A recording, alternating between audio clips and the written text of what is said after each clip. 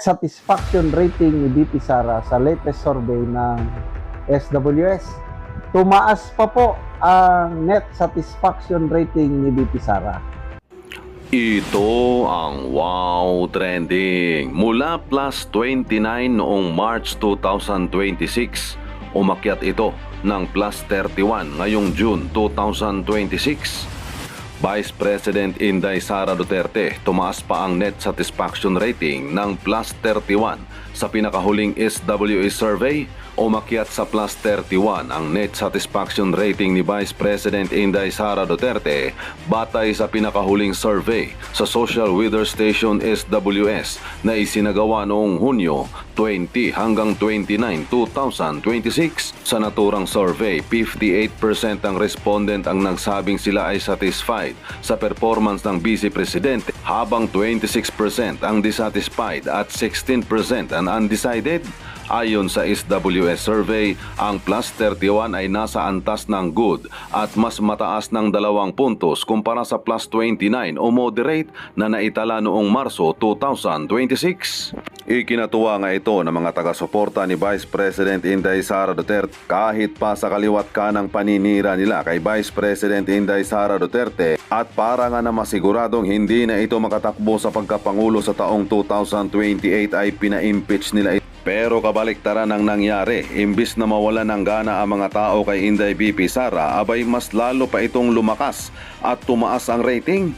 Ayon pa nga kay Luistro, sa pang-apat na article of impeachment laban kay Vice President Inday Sara Duterte, dahil nga malakas daw ang kaso, kailangan nilang magbawas ng testigo. Iginiit ni House Lead Prosecutor Representative Gilbert Luistro na kaya nila binawi ang ilan sa kanilang mga testigo sa impeachment trial laban kay Vice President Inday Sara Duterte ay dahil naniniwala silang sapat na ang kanilang naiharap na ebidensya.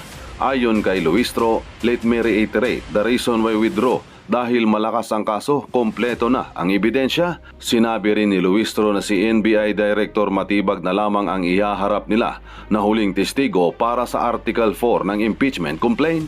Nauna nang sinabi ng prosekusyon na ang unang dalawang testigo, NBI Senior Agent Victor Calilong at NBI BRMN Regional Director Attorney Jeremy Lotok, at sapat na umanong nakapagpatunay sa aligasyon ng grave threats laban sa kanilang Pangulong Bongbong Marcos, First Lady Liza Marcos at dating House Speaker Martin Tambaloslos Romualdez, kaya hindi na nila kailangang iharap pa ang iba pang nakalistang testigo para sa Article 4. Ayon pa nga sa mga netizens sa kanilang komento na nakakatuwa talaga na kahit anong gawin ng pamahalaan ni BBM na pabagsakin si Vice President Sara Duterte, siya pa rin ang sinusuportahan ng maraming mamamayang Pilipino. Kapag talaga mabuti ang hangarin mo sa bansa at kapwa Pilipino, may isusukli sa iyo ng pagmamahal ang taong bayan. Solid Sara Duterte.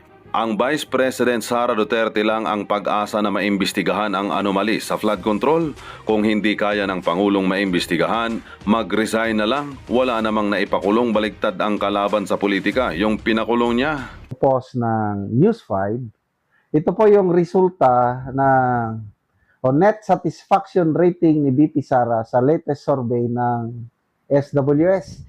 Tumaas pa po ang net satisfaction rating ni BP Sara. Ito. Net satisfaction rating ni BP Sara umangat sa positive 31% batay sa latest survey ng Social Weather Stations. Sa naturang survey, lumabas na 58% ang satisfied sa performance ng vice, habang 26 ang hindi masaya at 16 ang undecided. Itinuturing ng SWS ang bagong net satisfaction rating ni BP Sara bilang good. 2 puntos ang itinaas nito kumpara sa moderate na positive 29 noong Marso. Isinagawa ang survey noong June 20 to 29 bago ang pagsisimula ng impeachment trial. Okay. So ano naman ang rating ng Pangulong Marcos Jr.? Ang rating ng Pangulo is Ang dissatisfied, hindi maligaya sa kanya, is 45%.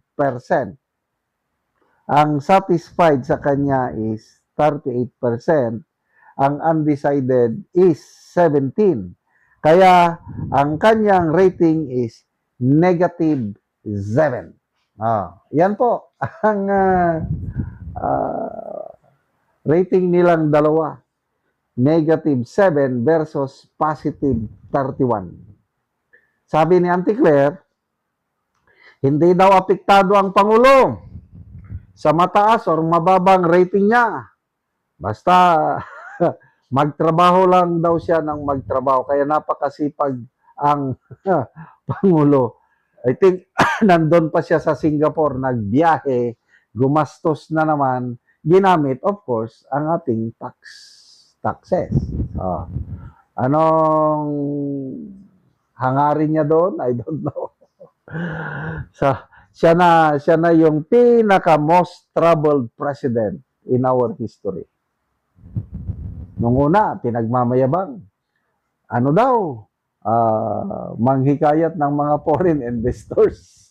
Kailan lumalabas sa ngayon, bumabagsak ang foreign direct investment sa ating bansa. For first 4 months ng 2026, January to April, bumaba ng more than 1 billion US dollars ang investment sa ating bansa. So ano pa? Pwedeng maipagmayabang nila na biyahe ng biyahe, maghikayat ng foreign investors. Wala. Sino pa ang gustong mag-invest sa ating bansa na talamak ang korupsyon? Sino ang gustong mag-invest sa ating bansa na nagkakaroon ng political instability? Sino ang mag-invest sa isang bansa na pinaparatangan ng presidente, mismo kapatid ng presidente nagparatang na gumagamit ng pulburon? Sino pang mag-invest sa isang bansa na isa sa pinakamagulong lugar? Kaya nga pati turista apektado. Tinatalo pa tayo ng mga kapwa nating ASEAN nation. Tinatalo nga tayo ng Cambodia. Ang ganda kaya ng ating bansa. Bakit sobrang baba ang foreign tourist arrivals natin? Alam nyo na ang sagot. Hindi na natin. Kailangan pa bang i-memorize yan? Kaya, sige lang. Trabaho lang ng presidente, baliwala lang daw. Kaya lang, nakita ko, di ba, meron siyang bagong appointee, si dating Secretary Benor Abalos. Cabinet Secretary daw siya. Kaya, ang trabaho niya is mag-ikot sa buong bansa. Kausapin daw ang mga Pilipino at iparamdam ang serbisyo. Paano mo iparamdam ang serbisyo ng gobyerno? Nakikiusap ka lang. Gastos-gastos lang. Sa latest survey ng Pulse Asia, negative 27% ang net satisfaction rating ng gabinete ni Pangulong Marcos. Tapos, ipapakita mo ang iyong malasakit sa isang cabinet secretary na namamasyal lang kakausapin ng mga tao. Anong magagawa ng kakausapin?